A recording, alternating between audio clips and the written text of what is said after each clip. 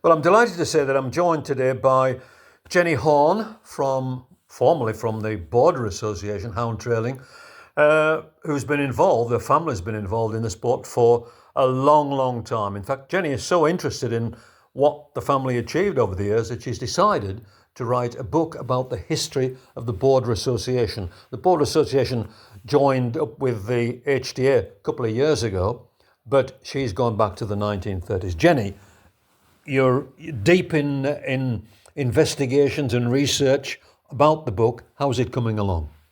Well, very slowly, because I've an awful lot to do. I have to search through my late grandfather's records, and I've started at 1933 when my grandfather broke away from the HTA, which was formed in 1906. Yeah, and nowadays, about 2 years ago that the two joined up again? They joined up again, the border came into the HTA in 2023. So the borders have been going approximately 90 years. And your interest of it is through the family involvement of it all these years. Well, the family had a great involvement with the border because my grandfather was a founder member, and then I have John Roper, that was the first generation, but he would run in the HTA, and there's no record of him ever being in the border with his uncle. And then I have 3 or 4 generations that are the third generation, like Joan Nicholson with Melrose, Alice Mark was a Roper, Eleanor was a Roper, although she married a Roper, and Mike was a Roper, he was a bookmaker. So the family and the heritage have been in hound trailing till the very end and are still in hound trailing. I have 7 generations. And a lot of the stuff that you're using as backup for the book has come from that family background. That's right. Very, very much so. Because my grandfather was born in Everton, and his father was a police inspector in the Liverpool police. And he always wanted to be a farmer, so he came up to Cumbria, and there was a Cumberland, as it Cumberland, was. Cumberland then, and he got a farm, and it's all in the heritage of that. I've got a book, and we've got a crest, and there was a slump, and he left the police force with a certain amount of money, which was a tremendous amount of money in those days. Yes. In the 1920s, and there was a slump, and unfortunately he died.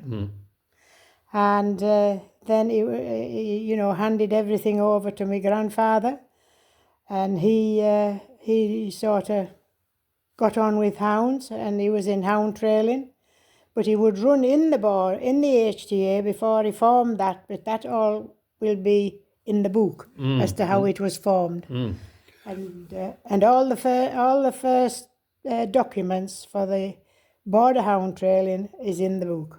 Yeah, you've got access to that obviously from your grandfather.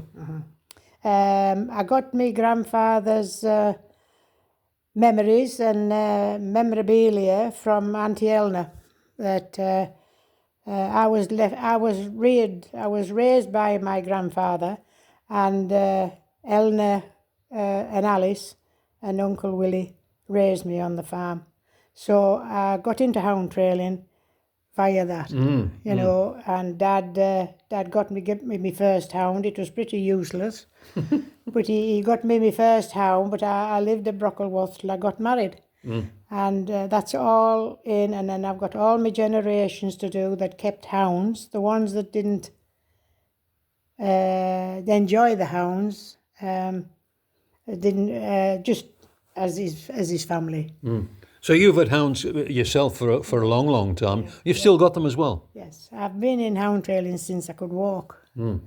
Very, very young, so I'm quite old now. So I've been in 70 years. What's the best hound you've had all the time? Well, I had a good one called Hitchhiker, and I've only had 2 champions, but it's not about. I don't gamble, and it's not about the. It's about the sport, and you just love to see hounds run. I mean, they're called the poor man's racehorse. Well, That's right. they probably are. Yes. But you have the beauty of training them yourself, Yes. and they run for you, and they do things for you.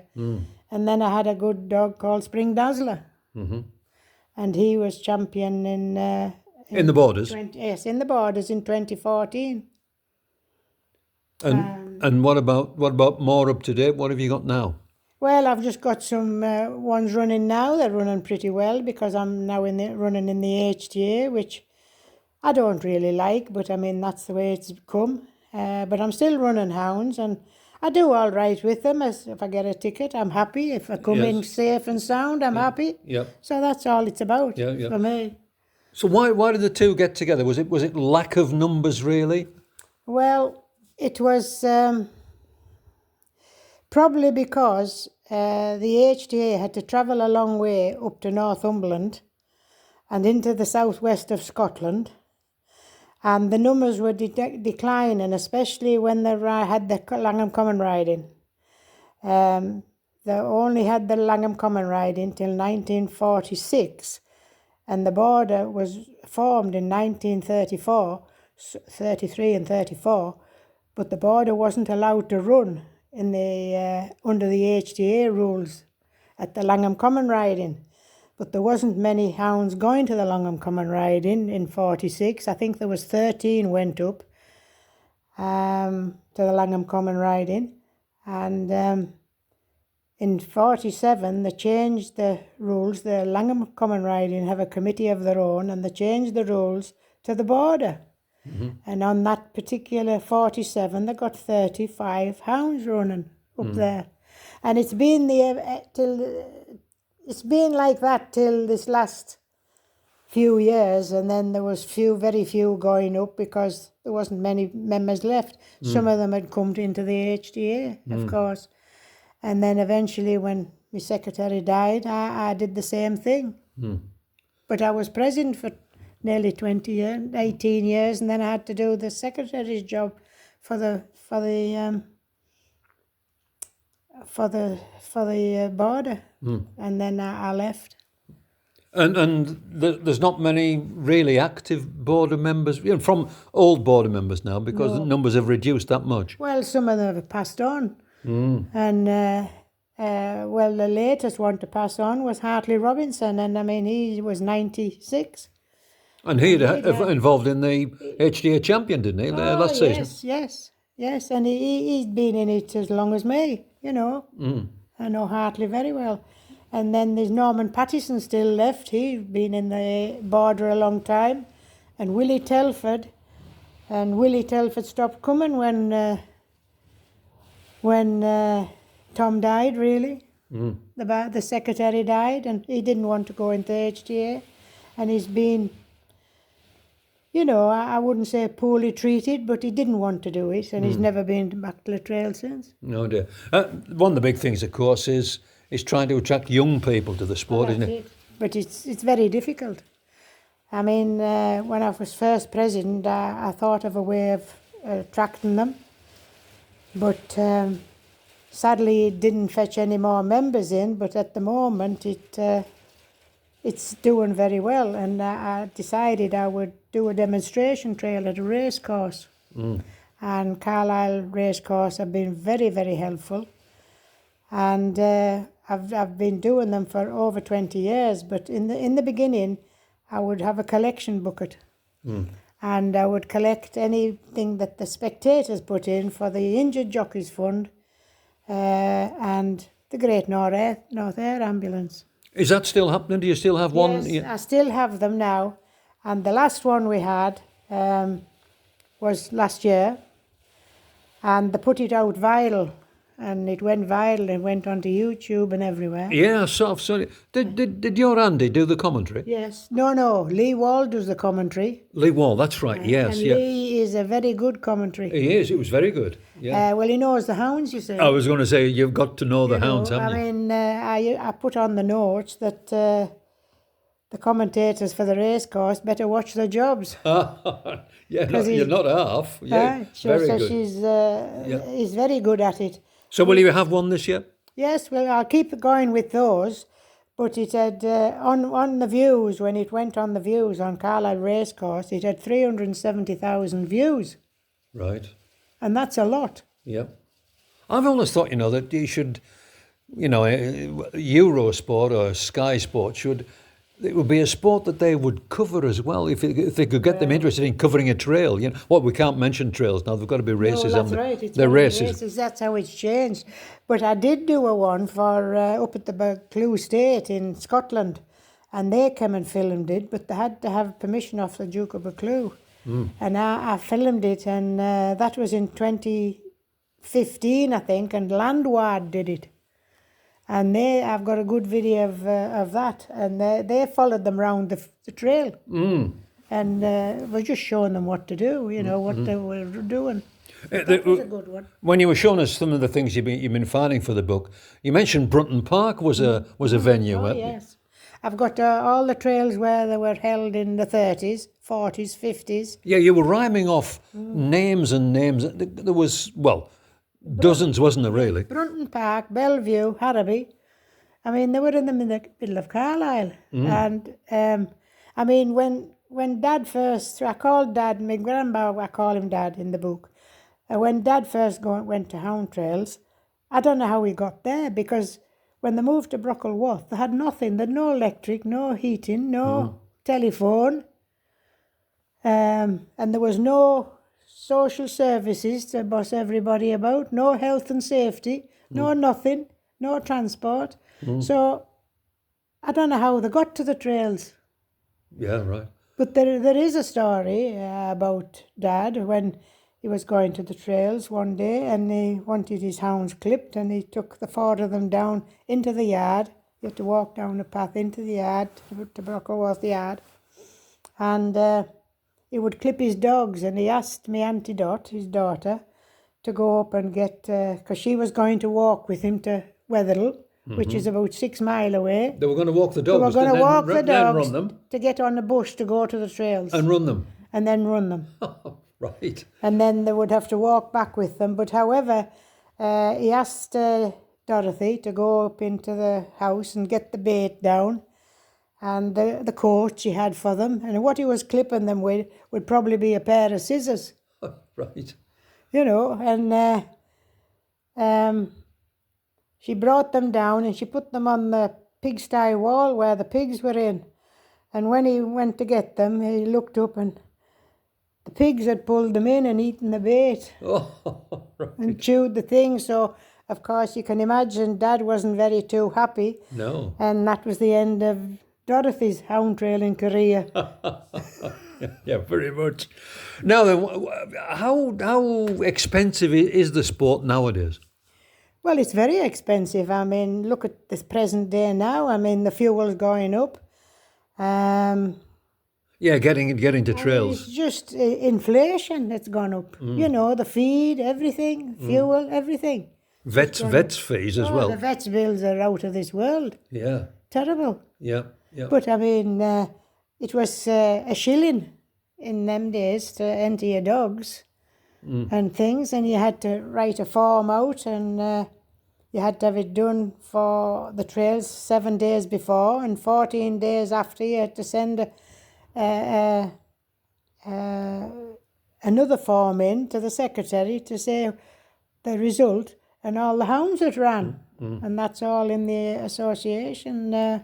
You mentioned there that you're not a gambler. You don't bet on your dogs, but that has been part of the sport all the time, hasn't it? And me Uncle Michael would be one of the first bookies, and then Shuttleworth was a bookie. He would be one of the first bookies, and then and Joe Shaw was a good bookie, and I've got all the documents on them, and I've got all the ones that had been bookmakers as well. But are there many bookies now following the trails? No, there's none. There's two, two I can think of, and that's Ian Telford, who has come for a long, long time. Yes. And would book in the border before it, because Barbara and then Ian ran their hounds in there, Yes, and were very, very successful. yes, You know, they had many champions and bred champions in the HDA as well. that's right. Yeah. So Ian's come for a long time and is still coming. And Mark Bryden joined as a bookmaker about 2016, Yeah. I think it was. And he got on with, he was his partner to Linda Neal. And Linda's been in hound trailing since she was a child, because she was with George Telford. She went with George Telford, and Gibby Bird and them had, what did they call that dog that won the international? But anyway, she came to with George Telford for a long time, and that was Willie Telford's brother. But of course, George has died. But there's there's obviously nowhere near what they used to be, is there? Oh, no, absolutely not. No. And also, it stands to reason.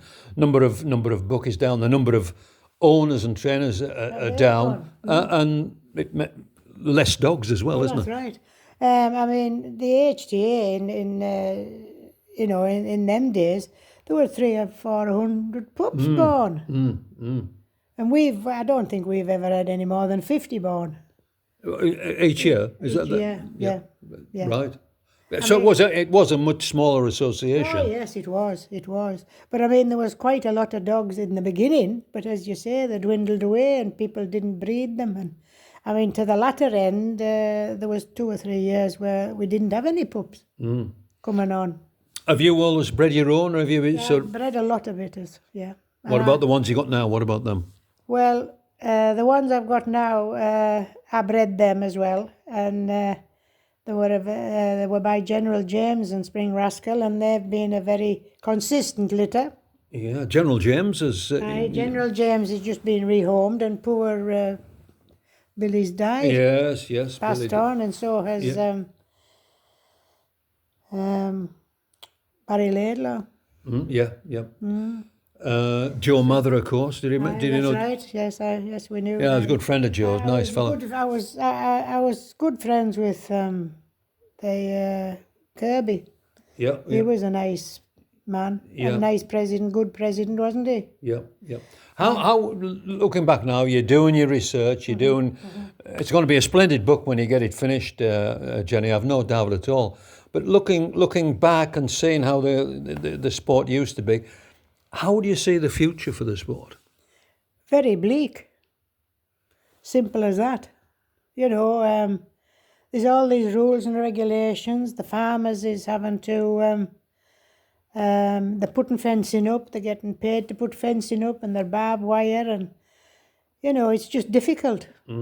Just very, very difficult. Yeah, the number of courses is falling as well, of course. That's right, and I mean, they've had to change the name to hound racing, because the fox hunting fraternity are using drag to, the drags and the trailing to have the foxhounds follow it. So it's really getting rather mixed up with that, but it's all been resolved, and they've realised that they're doing different things, and all they follow is aniseed. Yeah, the anti-hunting brigade will be after the trailing before, which is why the name has changed, of course. Right. Well, that's why the name's changed. Yeah, and for how long it happens, I don't know. No, right. Finally, Jenny, just looking at the way the pups are just on the March trials. How are your own doing for a start? I haven't got a pup this year. All right, they're all right. Is that pups last year, General James, and they were a useful litter. And then I had they'll be 3-year-old now, so it's 2 years ago General James lined the bit. And then I had a litter out of Spring Dazzler to Jenny Zora, and they were good pups, but they'll be 2-year-olds now, and it's a bit more difficult to step up, isn't it? But they won a lot of trails, and they were useful pups.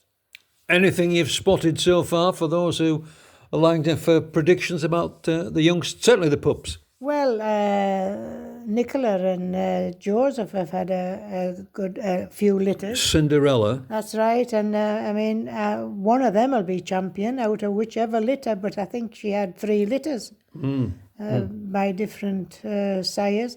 And I would imagine, I think the favourite is one Colin Sattersworth has.